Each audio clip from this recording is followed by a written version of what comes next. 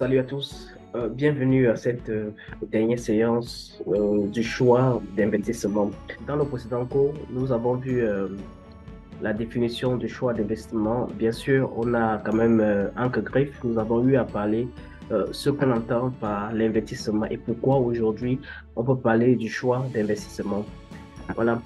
Dans cette séance, il sera simplement question de présenter les caractéristiques d'un investissement. En d'autres termes, répondre simplement à la question comment reconnaître un investissement. Nous n'allons pas citer toutes les caractéristiques, mais néanmoins, nous allons citer ceux qui sont essentiels. Nous avons le capital investi, la durée de vie, la valeur résiduelle, les flux de trésorerie générés par l'investissement. Nous avons enfin le risque.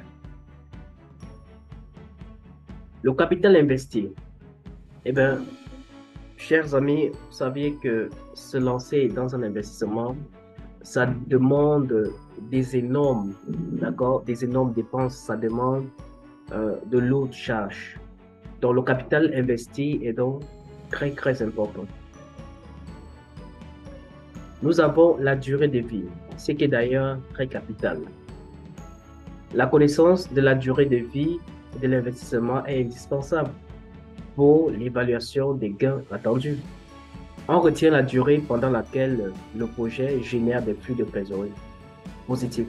Ça, c'est d'ailleurs très normal, hein, parce que si on venait à vouloir calculer les cash flows, on a bien besoin de la durée, n'est-ce pas, de l'exploitation du bien dans le temps, dans le futur.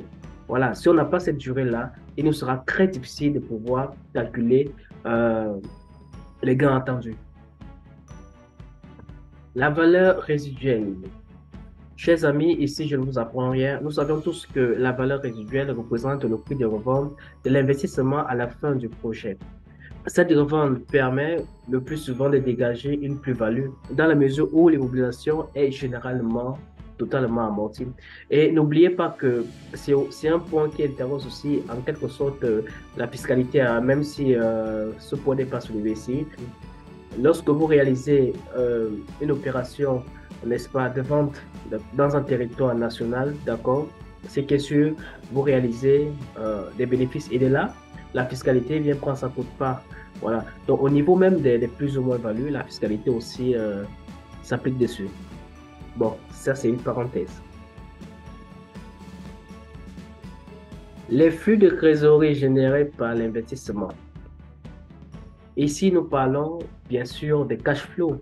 L'évaluation des flux de trésorerie nets va permettre d'évaluer la rentabilité. Bien, ça c'est un point qui paraît négligent, mais c'est un point fondamental. Il n'y a pas d'investissement sans risque, ça n'existe pas. Surtout quand on se projette euh, dans, dans l'avenir, d'accord? Lorsqu'on se projette dans le futur, nous savons déjà que le futur est incertain parce que nous ne maîtrisons pas le futur. Voilà, donc ce qui voudrait dire que, donc, notamment les gains attendus dans le futur ne vont pas nécessairement se réaliser comme nous l'avons prévu.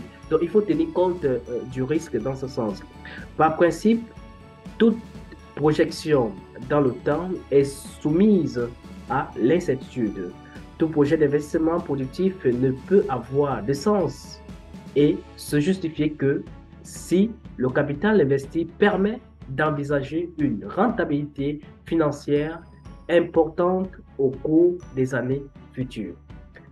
Bien, chers amis, vous comprenez que le risque est très important dans la notion d'investissement. Il faut tenir compte du risque. Lorsqu'on investit, il faut tenir compte du risque.